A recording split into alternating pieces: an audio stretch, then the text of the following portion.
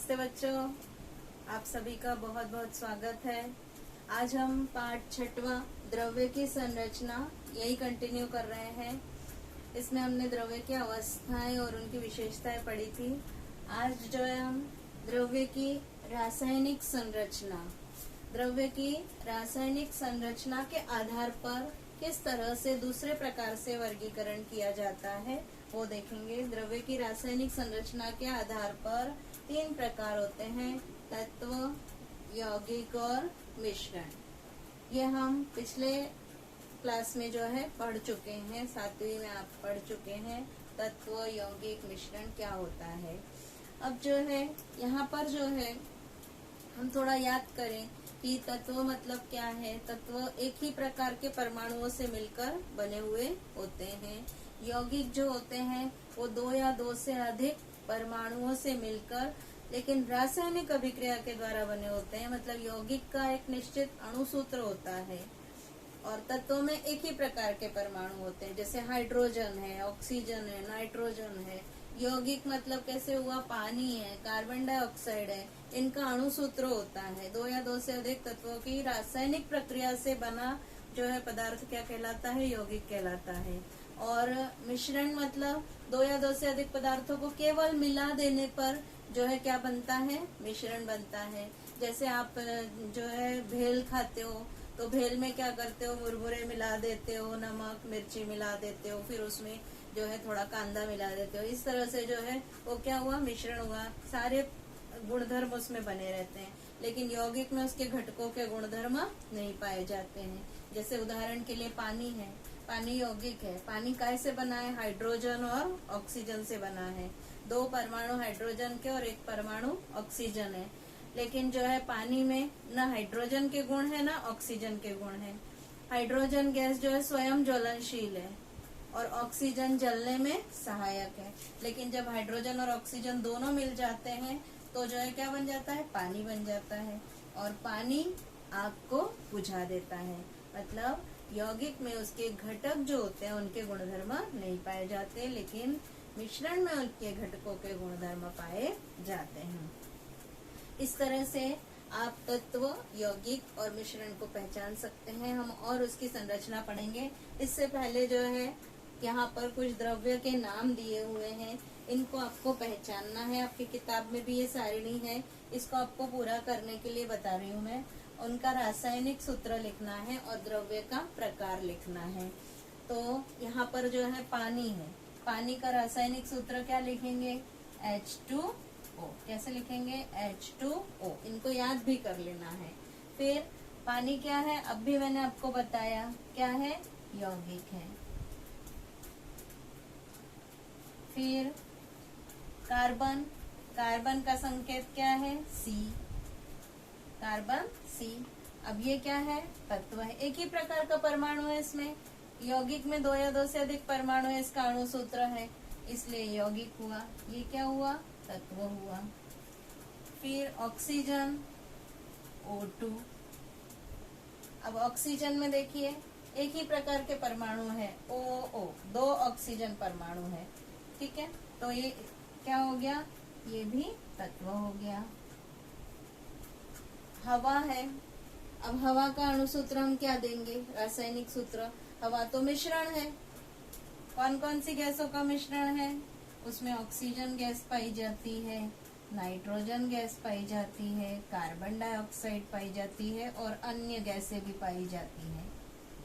इस तरह से जो है हवा गैसों का क्या हो गया, ये मिश्रण हो गया। इसलिए इसको हम क्या लिखेंगे, मिश्रण लिखेंगे। पीतल जो है, पीतल जो है तांबे और जस्ते का मिश्रण है।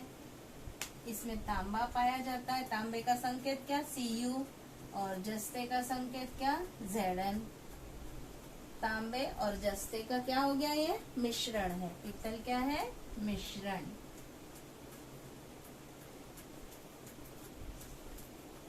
कार्बन डाइऑक्साइड, इसका अणुसूत्र हम क्या लिखेंगे, CO2। C मतलब कार्बन, O मतलब ऑक्सीजन। तो अणुसूत्र क्या हुआ इसका, CO2। मतलब कार्बन और ऑक्सीजन की रासायनिक क्रिया से बना ये क्या है, यौगिक है। इसको क्या, इसका अणुसूत्र है। इसमें अलग अलग प्रकार के परमाणु हो तो उसको हम क्या लिखेंगे, यौगिक। एक ही प्रकार के परमाणु होंगे तो वो तत्व होगा। ये देखिए अलग अलग प्रकार के परमाणु है तो यौगिक है। तो इसका यौगिक का अणुसूत्र होता है, मिश्रण का कोई अणुसूत्र नहीं होता। अब ये हमने लिख दिया है, लेकिन इसका अकेला एक अणुसूत्र दे सकते हैं क्या, नहीं। तो इसको हम क्या लिखेंगे, यौगिक। इस तरह से हम तत्व, यौगिक, मिश्रण ये पहचान सकते हैं। इसके बाद जो है हम आकृति द्वारा जो है विशेषताएं देखेंगे। यहाँ पर बच्चों देखिए तत्व, यौगिक, मिश्रण इनके अति सूक्ष्म स्तर के चित्र दिए हैं और उनकी विशेषताएं दी हुई है। यहाँ पर देखिए नाइट्रोजन का अणु दिया है। नाइट्रोजन मतलब क्या होता है, N2 होता है, ठीक है। अब यहाँ पर देखिए दो दो जुड़े हुए हैं और एक ही तरह के परमाणु हैं, दिख रहे हैं, सब एक तरह के परमाणु हैं, दो जुड़े दो जुड़े दो जुड़े ऐसे। अब यहाँ नाइट्रोजन डाइऑक्साइड दिया है। नाइट्रोजन डाइऑक्साइड में NO2 उसका अणुसूत्र है। मतलब एक N, मतलब देखिए ये गोल, ये वाला गोल दिखाया है और दो ऑक्सीजन दिखाए हैं, ऐसे तीन तीन परमाणु जुड़े हुए दिखाए हैं, दिख रहे हैं आपको। इस तरह से अति सूक्ष्म स्तर के चित्र दिखाए हैं। अब नाइट्रोजन मिश्रण जो है, यहाँ नाइट्रोजन और नाइट्रोजन डाइऑक्साइड का मिश्रण दिखा दिया है। तो अब इसमें कोई अब निश्चित चित्र नहीं बता सकते हैं, कहीं नाइट्रोजन है कहीं नाइट्रोजन डाइऑक्साइड, नाइट्रोजन है नाइट्रोजन डाइऑक्साइड, नाइट्रोजन डाइऑक्साइड, ये मिश्रण दिखा दिया है। ये दोनों मिली हुई गैसें हैं, ठीक है। इसी तरह से अब ऑक्सीजन तत्व दिखाया है। ऑक्सीजन तत्व देखिए O2 O2 O2 O2 दो दो दिखाए हैं। फिर नाइट्रिक ऑक्साइड NO, एक नाइट्रोजन एक ऑक्सीजन दिखाया है, ऐसे दिखाया है चित्र स्वरूप में। अब नाइट्रोजन और ऑक्सीजन का मिश्रण दिखाया है। यहाँ nitrogen nitrogen oxygen, oxygen nitrogen, ये इस तरह से दिखाया है, यह मिश्रण दिखाया है। अब इनकी विशेषताएं भी दिखाई हैं। तत्व का घटक पदार्थ एक ही प्रकार का होता है, वह स्वयं तत्व होता है ना। फिर यौगिक का घटक पदार्थ एक ही होता है, अर्थात वहाँ स्वयं यह यौगिक होता है। मिश्रण के घटक पदार्थ दो या दो से अधिक तत्व या यौगिक होते हैं। मिश्रण के घटक पदार्थ दो या दो से अधिक तत्व होते हैं या यौगिक होते हैं। देखिए दो या दो से अधिक तत्व भी है, यौगिक भी है। फिर उसके बाद तत्व के सभी परमाणु या अणु एक समान होते हैं। यौगिक के सभी अणु एक समान होते हैं। यौगिक में सब अणु अणु है लेकिन सब एक समान है। मिश्रण में अणु या परमाणु दो या दो से अधिक प्रकार के होते हैं। फिर तत्व के अणु में जो परमाणु होते हैं एक समान होते हैं और एक दूसरे से रासायनिक बंध से जुड़े होते हैं। यौगिक में जो है अणु के घटक दो या दो से अधिक प्रकार के और एक दूसरे से रासायनिक बंध द्वारा जुड़े हुए होते हैं। और मिश्रण के घटक के अणु एक दूसरे से भिन्न होते हैं, रासायनिक बंध से नहीं जुड़े हुए होते हैं। फिर अलग अलग प्रकार के तत्व, परमाणु या अणु अलग अलग होते हैं। यौगिक के घटक तत्वों का अनुपात निश्चित होता है।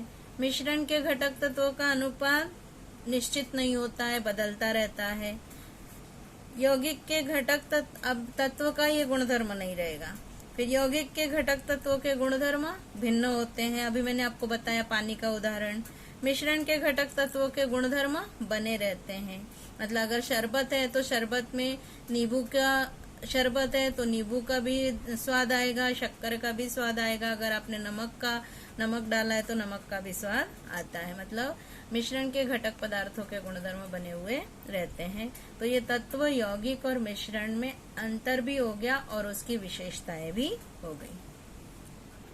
इस प्रकार बच्चों आज हमने देखा तत्व, यौगिक और मिश्रण की विशेषताएं।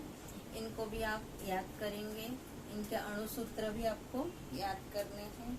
आज इतना ही पढ़ेंगे। धन्यवाद।